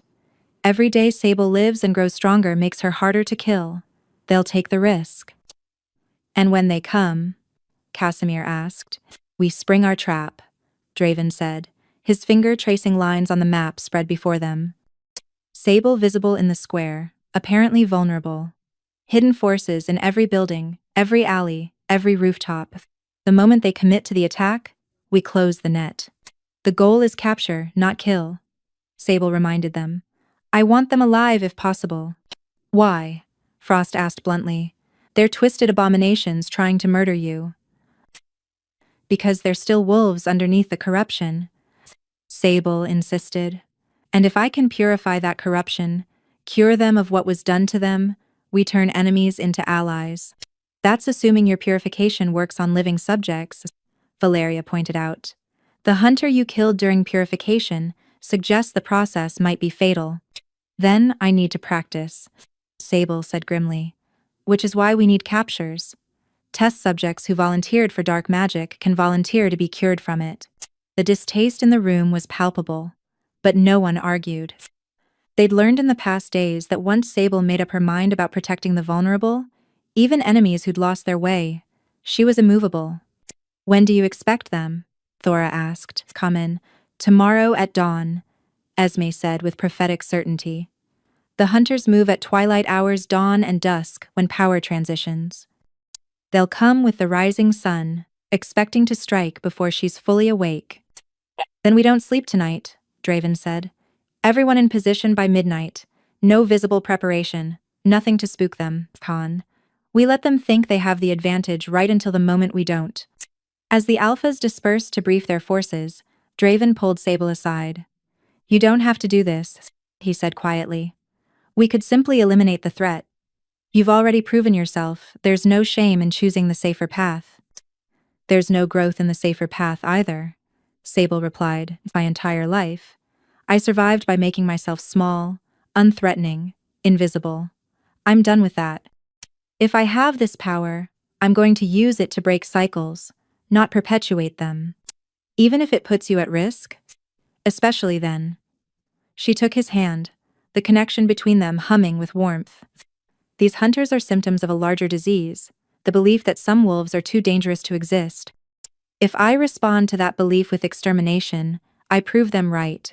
But if I can show mercy, offer redemption, even to those twisted by fear into monsters, she trailed off. Maybe that changes something fundamental.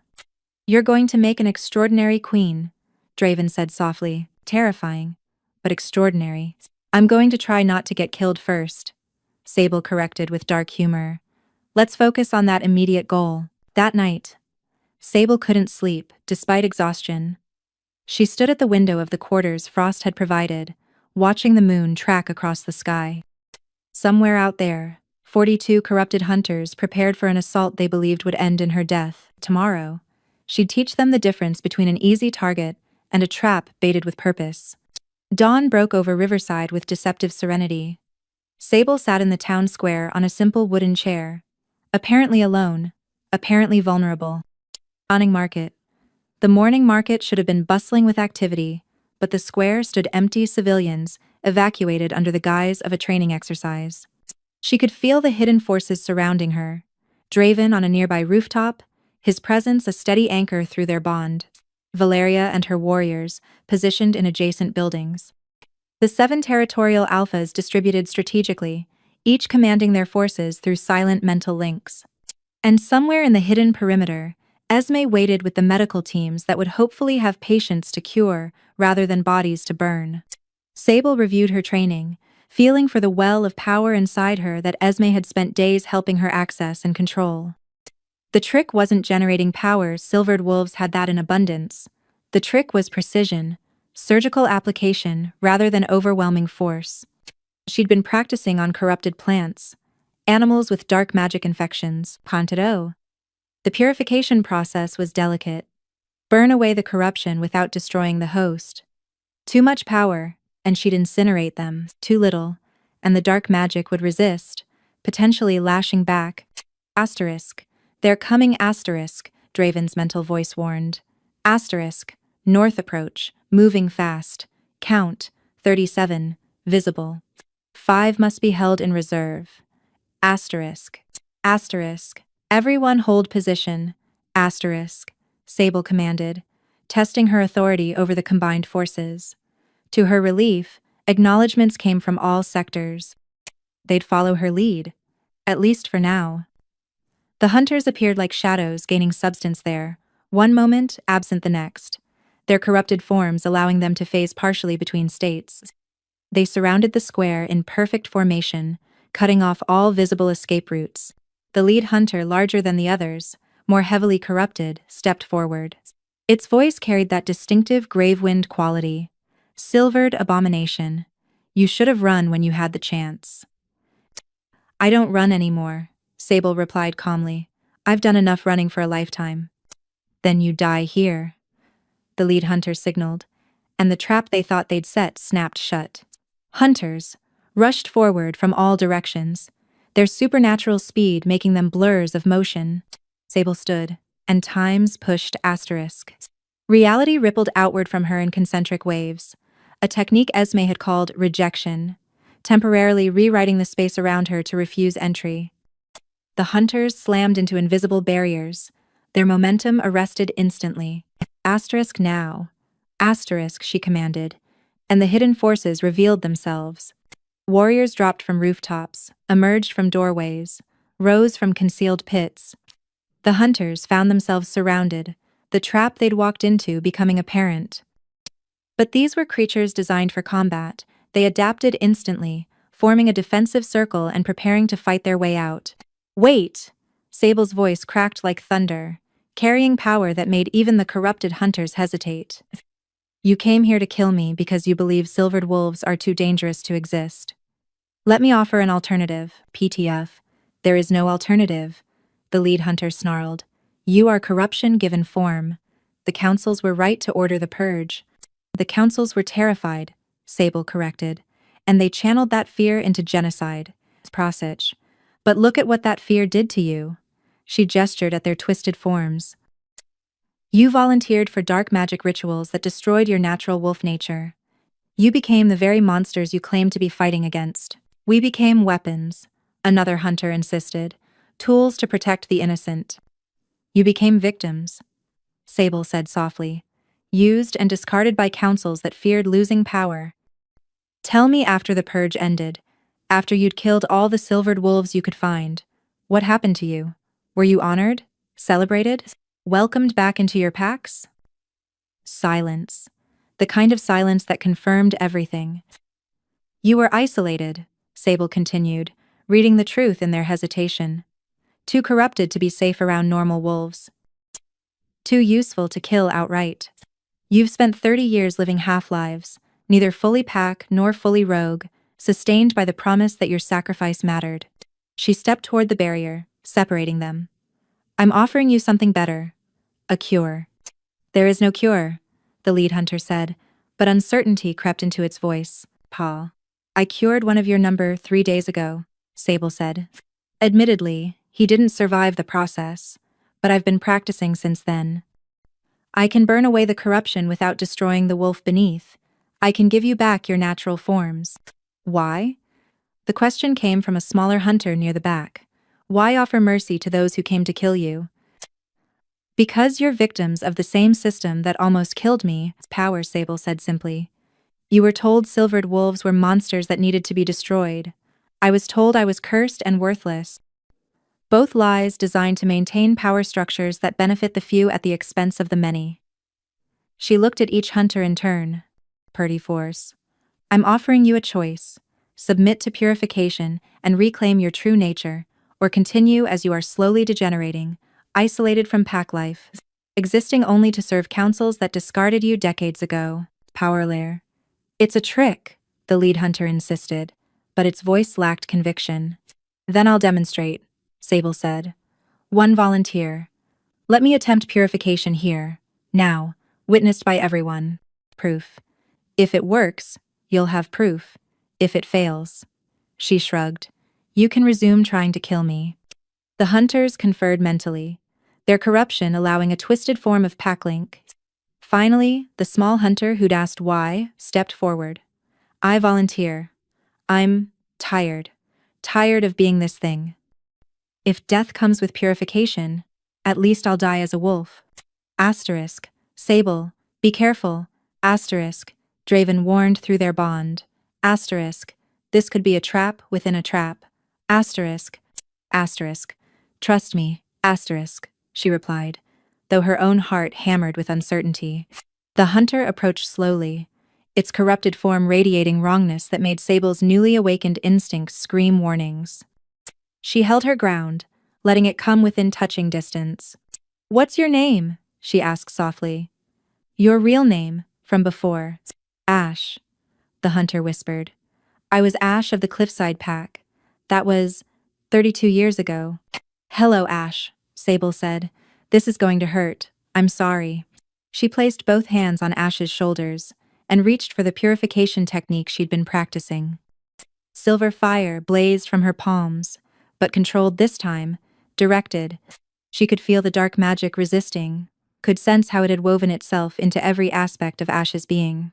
Carefully, surgically, she began burning it away, thread by thread, layer by layer, unwinding 32 years of corruption. Ash screamed agony beyond anything physical, but Sable held firm, her power relentless but precise. The process took minutes that felt like hours. Finally, with a sound like breaking glass, the last of the dark magic shattered. Ash collapsed, and Sable caught the wolf before it could hit the ground. The creature in her arms wasn't a hunter anymore. It was a wolf, small, thin, its gray fur patchy from years of corruption, but undeniably natural. Ash's eyes, no longer void black, blinked open in confusion. I can feel my pack bonds again, Ash whispered, tears streaming down its muzzle. They're weak, distant, but there. I haven't felt them in 30 years. Silence gripped the square as the other hunters stared at their former comrade. The proof was undeniable. Purification was possible. Who else? Sable asked, her voice carrying clearly despite exhaustion from the intense magical work. Who else wants to be whole again? And they came in waves. Not all 7 hunters fled rather than risk the process.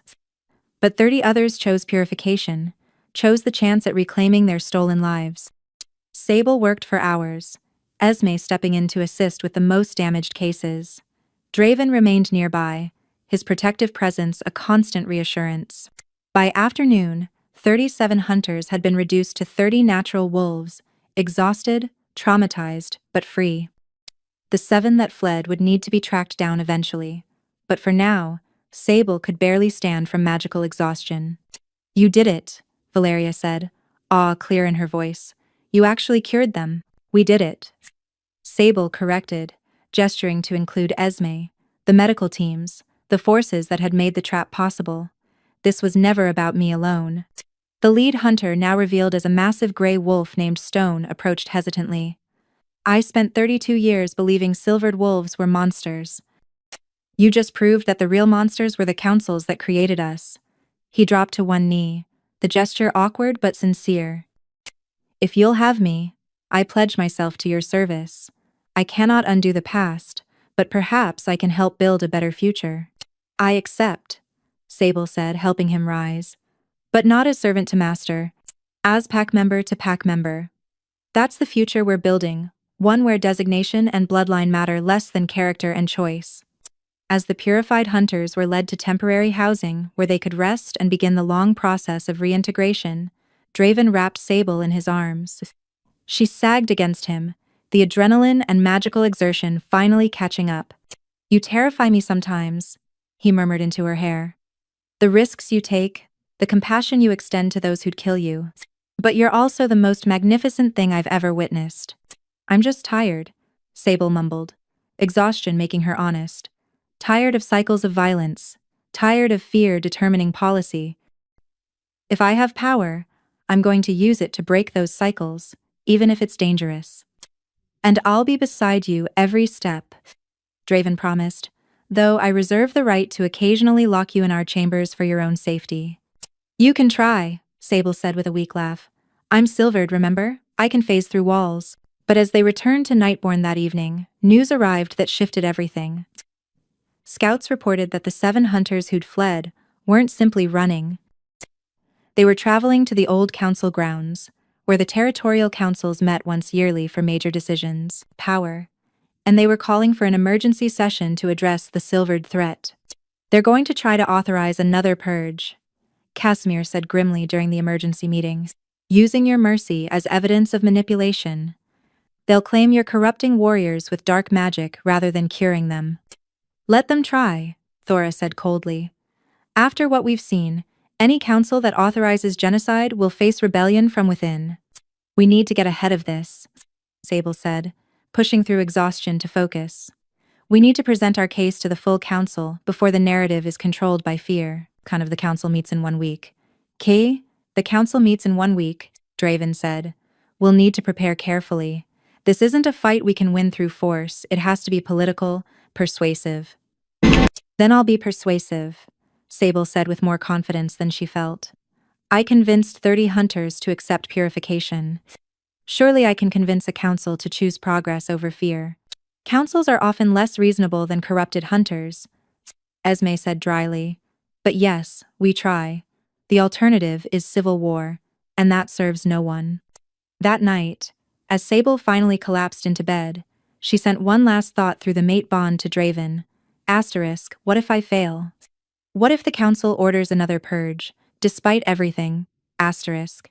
His response came immediately, fierce and absolute. Asterisk. Then we'll face it together, and if necessary, we'll build a new system from the ashes of the old one. But you won't fail, Sable. You didn't survive 23 years of hell just to fail now. Asterisk. She held on to that certainty as sleep finally claimed her, knowing that the real battle was just beginning. Council of Territories. Met in a structure older than any pack, older than the hierarchies they'd spent centuries defending, built from white stone that seemed to glow with its own light. The Grand Circle stood at the exact center of all territories' neutral ground, where even the most bitter enemies could meet under truce. Sable entered beside Draven, flanked by the 7 territorial alphas who'd become her unlikely allies. Behind them came the 30 purified hunters, walking proof of her claims. And scattered throughout the assembled crowds, other silvered wolves had emerged from hiding. Esme had sent word through channels Sable didn't fully understand. And they'd come. Not many, perhaps a dozen, but enough to show the council that genocide hadn't been as thorough as they'd believed. The Grand Council consisted of 21 alphas, 3 from each of the 7 territories. They sat in elevated positions, literally looking down on those who came before them. Sable recognized the symbolism and made a note to change it if given the chance. This emergency session is called to order. The eldest, an ancient wolf named Corvus, who claimed to have witnessed the first purge, intoned formally. We are here to address claims that a silvered wolf has emerged and is corrupting warriors through dark magic. That's not what's happening, Draven said immediately, his Wolf King authority carrying weight even here. What's happening is purification of warriors who were corrupted 30 years ago, by this very council's authorization. Semantics. One of the 7 fled hunters spat from where they stood as accusers. She's twisting natural wolves into servants. We've seen the results. Proud hunters reduced to grateful lapdogs.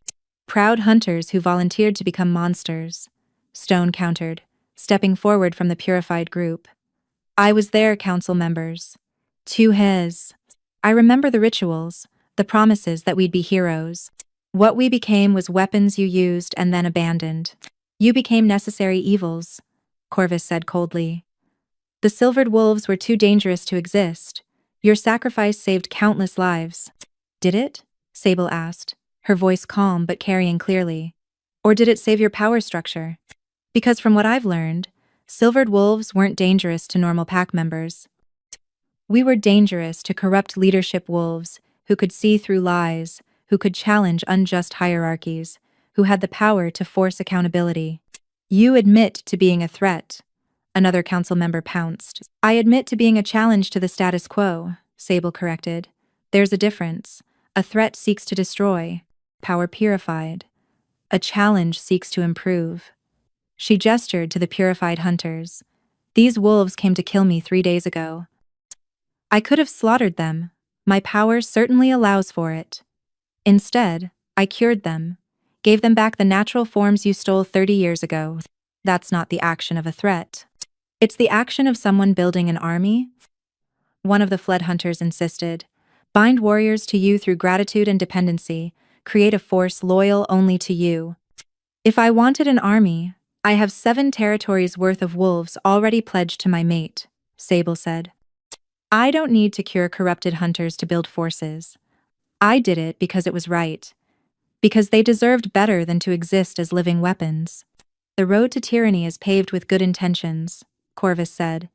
Every despot in history has claimed to act righteously. And every council that authorized genocide has claimed to act for the greater good, Sable shot back. Yet here we stand, 30 years after your purge, and silvered wolves still exist. We survived, we hid, we endured. And now we're asking for the chance to prove we're not the monsters you convinced yourselves we were. Asking? Corvus's laugh was bitter. You stand before this council with the Wolf King at your side, 7 territorial alphas pledged to your defense, and an unknown number of silvered wolves revealing themselves. That's not asking. That's threatening. It's demonstrating that your attempted genocide failed, Draven interjected, and that trying again will result in civil war. Sable has support, genuine support from wolves who've seen what she's capable of and chosen to stand with her. Force more violence and you'll fracture the territories beyond repair. Is that a threat from the Wolf King? Another council member demanded. It's a statement of fact from someone who's fought too many wars, Draven replied. I unified the territories through strategic dominance, but that unity is fragile. Push too hard against a figure who's already becoming symbolic of hope for the vulnerable, and watch how quickly it shatters. The council conferred quietly, their faces showing concern. Finally, Corvus spoke again. What do you propose? We simply accept silvered wolves back into society with no restrictions? I propose accountability, Sable said. Silvered wolves are powerful, that's undeniable. But power without accountability is what created the need for us in the first place. So here's my offer.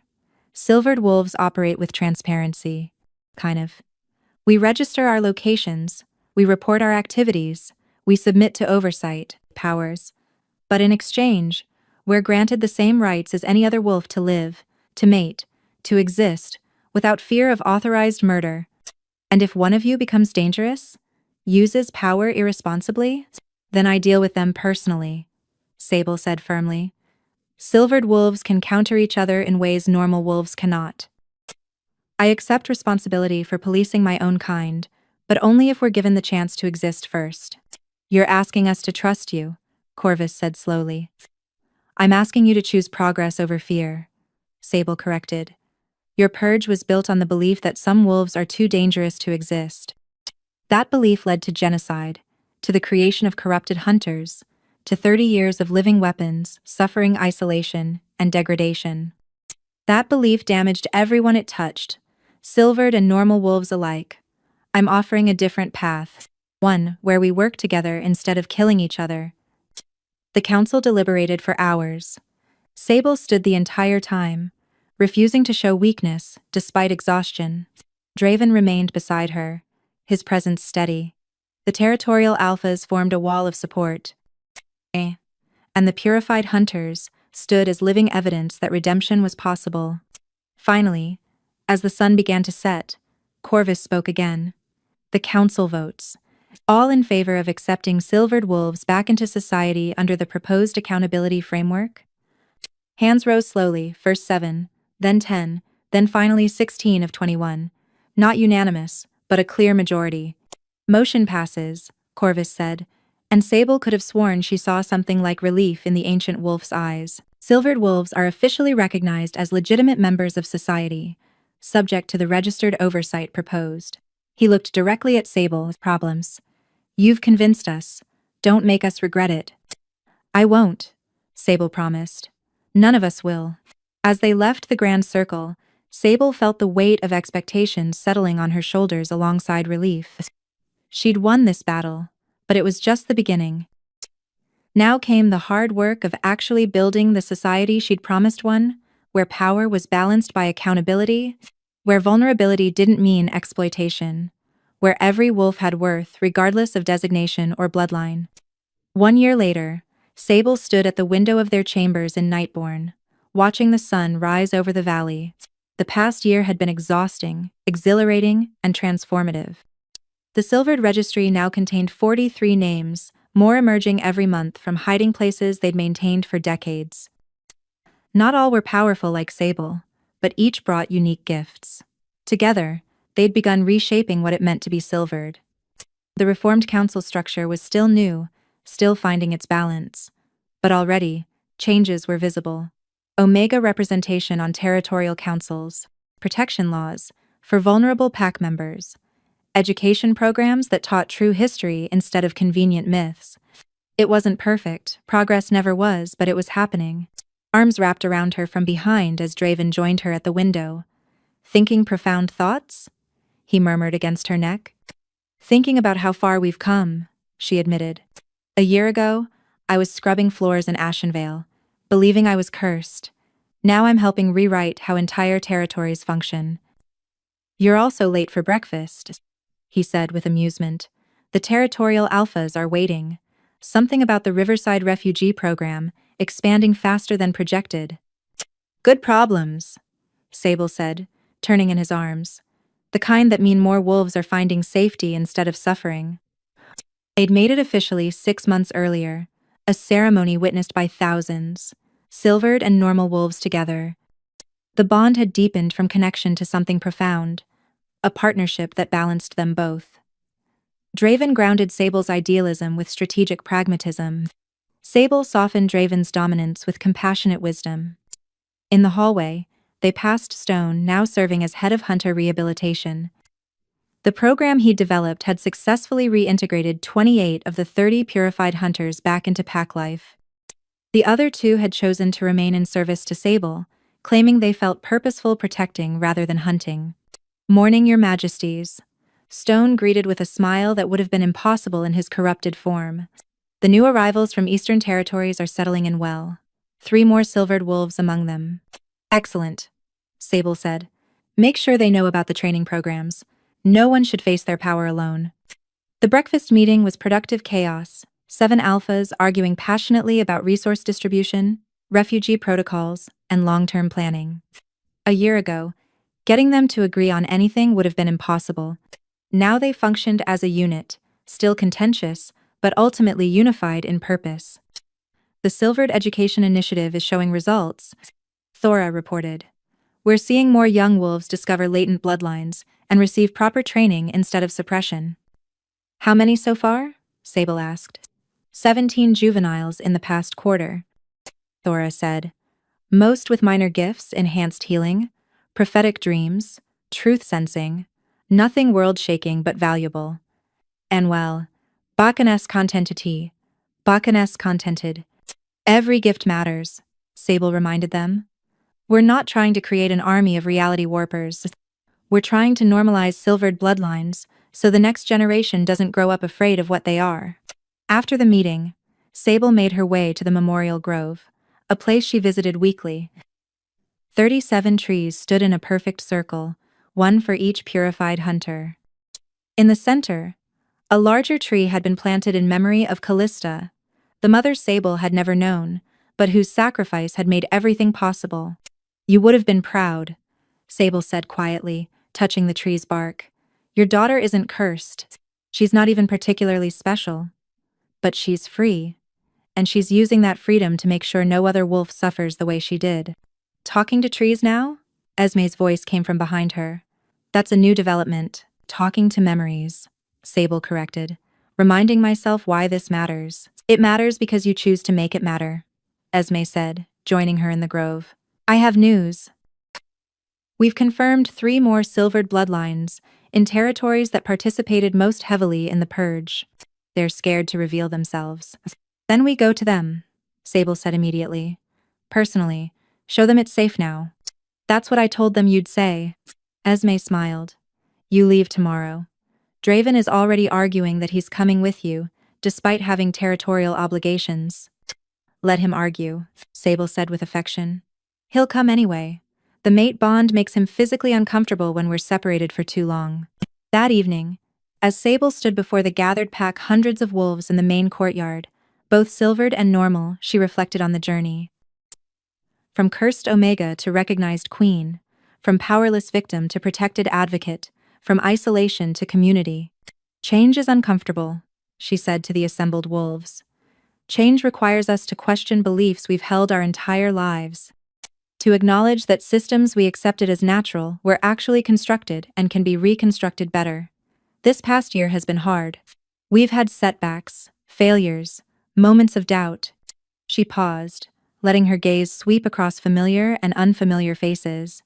But we've also had victories. Wolves finding safety who would have died in hiding. Young silvered wolves learning to control their gifts instead of fearing them. Hunters reclaiming their natural forms and finding purpose beyond violence. These victories matter. Each one is evidence that a better way is possible. And some will always resist change, she continued. Some will claim we've gone too far, that we're disrupting natural order. To them, I say, natural order is what we make it. Power. For too long, natural, meant the strong dominating the weak, the powerful preying on the vulnerable. We're creating a new natural one where every wolf has worth, where power comes with responsibility, where strength is measured by what you protect rather than what you destroy. The howl that rose from the gathered wolves echoed across the valley, a sound of agreement and commitment. Sable let her own voice join theirs, her silvered wolf rising to the surface, just enough to make the howl carry further, clearer. Later, in the quiet of their chambers, Draven pulled her close. You know, he said thoughtfully, when I started searching for my mate 7 years ago, I imagined finding someone powerful, yes. Someone who could stand beside me in leadership, but I never imagined finding someone who would fundamentally change how I see the world. Good change or bad change? Sable asked, though she could feel his emotions through their bond clearly enough to know the answer. Problem. The best kind of change, he said. The kind that makes me uncomfortable with how things were and excited about what they could become. He kissed her softly. Prius, you've made me a better wolf, Sable. A better leader, a better mate. You've given me the safety to become who I was always meant to be, she replied. So I think we're even. As they settled into sleep, Sable's last thoughts were of the future. There was still work to be done, territories to visit, silvered wolves to find, systems to reform. But for the first time in her life, she faced that future with confidence rather than fear. The cursed Omega they'd mocked had become the queen who protected them. The rejected wolf had become the cornerstone of a new society, and the girl who'd once believed herself worthless had discovered that sometimes the greatest power isn't in being perfect. It's in being brave enough to keep trying despite failure, compassionate enough to offer mercy to enemies, and stubborn enough to believe that change is always possible. She'd howled back at a world that tried to silence her. And in doing so, she'd shown every vulnerable wolf that they, too, could howl. That their voices mattered, power, that they mattered, and that no curse, real or imagined, could ever define them, unless they chose to accept it. The silver moon rose over Nightborn territory, illuminating a wolf who'd survived impossible odds to become something no one had expected. Not a victim, not a weapon, not even just a queen. She'd become hope itself. And hope, once awakened, could never be suppressed again. Sometimes the cruelest prison isn't built of iron and stone, but of whispers, sideways glances, and the weight of a curse you never asked to carry. But sometimes, the cursed one discovers that what everyone called weakness was actually power, waiting for the right moment to emerge. And when that moment comes, when the Alpha King howls your name across the territories, the whole world learns that some wolves are rejected, not because they're broken, but because they're destined to break every chain that holds others captive.